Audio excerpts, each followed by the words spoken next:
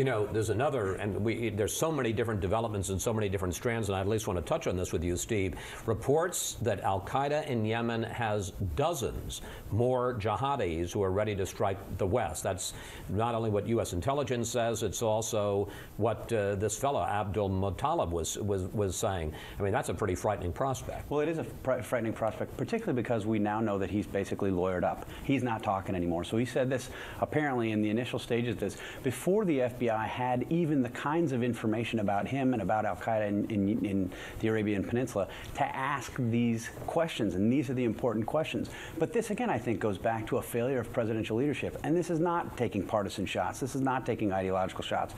Some of this was knowable. I mean, back in January of 2009, you had the U.S. ambassador to Yemen saying that we wanted to repatriate a majority of the Yemenis in Gitmo, and not just repatriate them, but repatriate them and reintroduce them to society so that they could make a future for themselves. That's a direct quote. And the Obama administration backed him up when I asked him about it.